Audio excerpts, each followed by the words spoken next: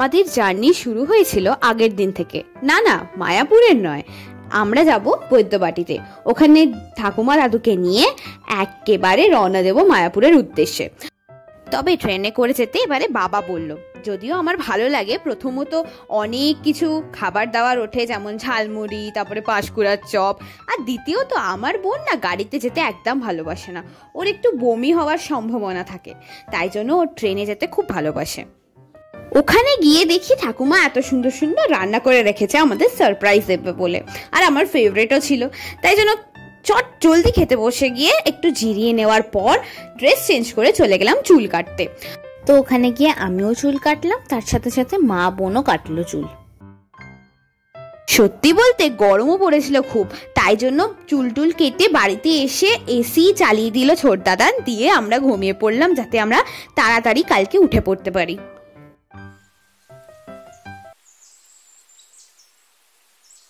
Good morning সবাইকে। তাড়াতাড়ি করে উঠে ব্রাশ করা শুরু করে দিয়েছি আমি, দেখছো তোমরা। এখন 6:45 বাজে আর আমাদের তাড়াতাড়ি করে রেডি হয়ে বেরোতে হবে 6:30টার মধ্যে। তো এখন আমি ফ্রেশ টেশ হয়ে রেডি হয়ে গেছি, মানে পুরোপুরি হয়নি, হেয়ারটা ঠিক করে একদম কমপ্লিটলি দেখতে পাচ্ছ তোমরা এখন রেডি হয়ে গেছি। এবার তো একটু দেখাতে হবে, একটু স্টাইল টাইল মারতে হবে কি, তাই না? তো তোমরা দেখতে থাকো।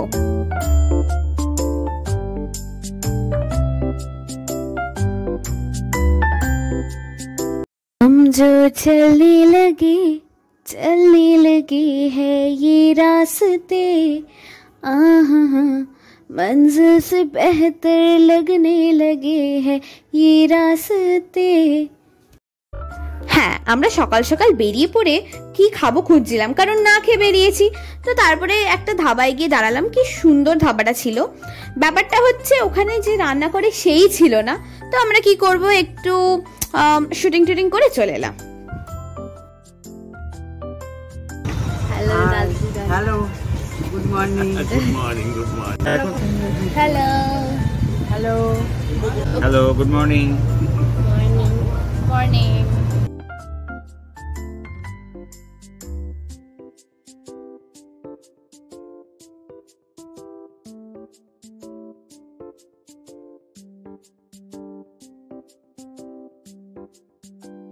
ফাইনালি আমরা একটা ধাবা পেলাম, যেটা সবে মাত্র খুলেছে, আর আমরা গিয়ে বসেছি। কি সুন্দর এইখানে শিব মন্দির ছিল পাশে, ছোট করে, ছোট নয় বেশ বড়।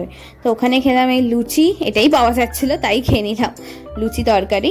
এইটা ছিল ওই জায়গাটা, ভালো পরিষ্কার জায়গা। দিয়ে আবার আমরা রওনা দিলাম মায়াপুরের উদ্দেশ্যে। আমি একটা সানগ্লাস পরে এখানে বসে আছি। তো এইটা হচ্ছে কালনা।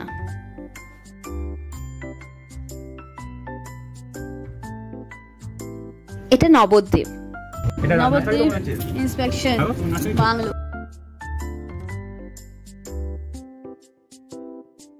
তো এখান দিয়ে দেখা যাচ্ছিল মন্দিরটা, ক্যামেরায় ক্যাপচার হয়নি, জানি না কেন, হয়তো ক্যামেরায় বোঝা যায়নি, বাট খুব সুন্দর লাগছিল। তো ওখানে দুটো মূর্তি ছিল চৈতন্য মহাপ্রভুর, দেখা যাচ্ছে হালকা হালকা।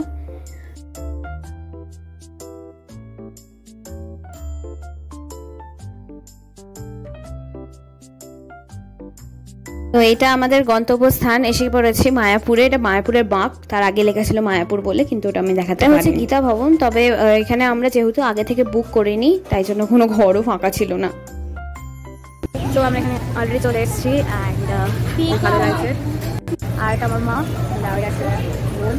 আর বাবা মারা এখন ঘরে থেকে।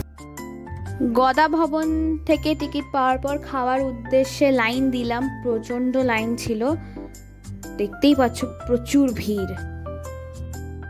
এখানে এসে যে এত লোকের সাথে দাঁড়িয়ে, মানে এত ভিড়ে লাইন দেওয়ার পরে আমরা যে ভোগ খেতে পারবো আর কুপনও পেয়েছি তার জন্য, এটাই অনেক বড় ব্যাপার। দেখো লাইন দেওয়ার পর ফাইনালি আমরা এখানে আসছি, অলরেডি মুখে চলে এসেছি, মানে কাঁঠালে চলে এসেছি, এবার ঢুকবো ভোগ খেতে।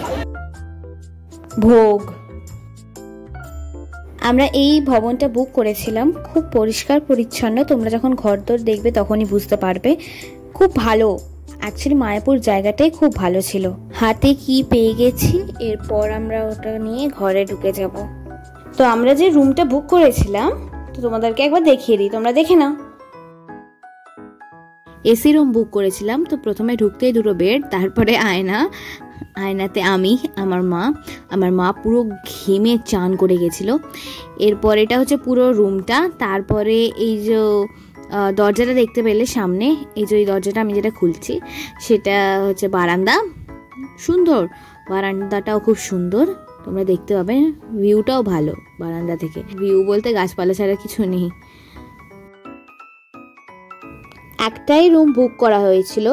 তো ভেতরে গিয়ে আমরা সবাই যেন হাঁপ ছেড়ে বাঁচলাম। মানে বাইরে এত গরম তোমরা ভাবতেও পারবে না, মানে এসি ছাড়া এখানে থাকা যাবে না, এতটাই গরম। তো তারপরে এখানে দুটো সুন্দর সুন্দর সফট বেড। আর বাথরুমটা দেখো, খুব সুন্দর বাথরুমটা, পরিষ্কার পরিচ্ছন্ন, গিজারও আছে একটা। ঘরদোরগুলো এত পরিষ্কার আর সুন্দর করে সাজানো, প্লাস বাথরুমটাও খুব পরিষ্কার, দারুণ রুমটা।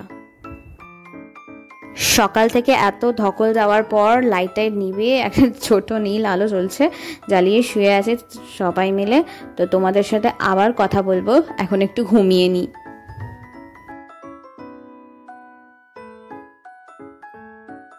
গুড ইভিনিং সবাইকে। তো এখন আমি আবার রেডি হচ্ছি বেরোবো বলে।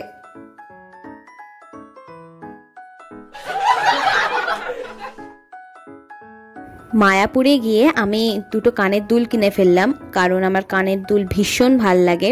আমি যেখানেই নতুনত্ব কানের দুল দেখতে পাই সেখান থেকেই কিনে ফেলি।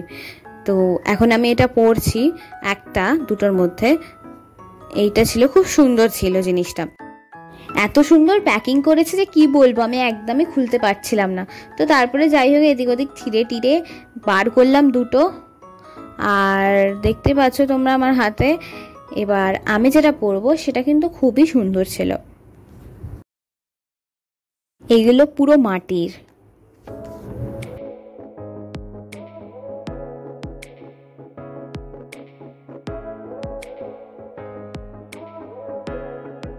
এরপর আমরা রুমের বাইরে চলে গেলাম, দেখলাম যেখানে আছি তার নিচে একটা এত বড় হল, সেখানে সব গান পাঠ সব চলছে। এবার চলে গেলাম মন্দিরের কাছে, ওখানে গিয়ে দেখলাম দুটো হাতি। তো আমি আমার মতো ভিডিও তুলছিলাম, হঠাৎ যে সামনের হাতিটা আসছে সে দেখি আমাকে দেখে দাঁড়িয়ে গেছে। আমি না ওখানেই ভয় পেয়ে গেছিলাম, ভাবলাম এই হয়তো আমার ফোনটাকে সুর দিয়ে জড়িয়ে নিয়ে তুলে নিয়ে ফেলে দেবে। আর তারপরে দাদু আমাকে বললো যে তুই রাখ বাবা, এখন ভিডিও কিছু করতে হবে না। আর হাতিগুলোকে এত সুন্দর ট্রেনিং দিয়েছিল যে হাতিগুলো পয়সা নিচ্ছে টুরিস্টদের থেকে আর ওপরে চালককে দিয়ে দিচ্ছে। হচ্ছে মেন মন্দির, এখানেই ঠাকুর বাকুর আছে। এর পাশে একটা নতুন মন্দির তৈরি হয়েছে, কিন্তু এখানে ফোন অ্যালাউ ছিল না, তাই জন্য তোমাদের দেখাতে পারিনি ঠাকুরকে। ঠাকুরদের দর্শন করে খুব ভালো লাগলো আর মন ভরে গেল ঠাকুরদের দেখে। তো এরপর আমরা ওখান থেকে বেরিয়ে এলাম। বেরিয়ে আসার পর সামনে গিয়ে দেখি একটা রেস্টুরেন্ট আছে, তো চলে গেলাম ওর ভেতরে গিয়ে দেখলাম ভেতরটা এসি তো ছিল, কিন্তু আমরা বসলাম বাইরে সুন্দর ঠান্ডা হাওয়া দিচ্ছিল, তাই বাইরে গিয়ে আমরা পেস্ট্রি অর্ডার করলাম।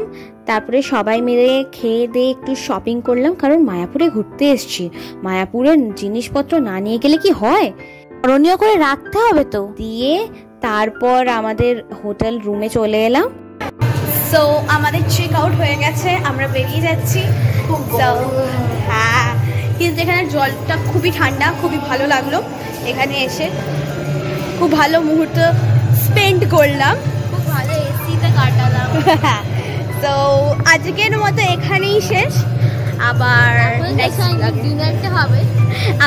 ব্লগে দেখা হবে। Till then bye by.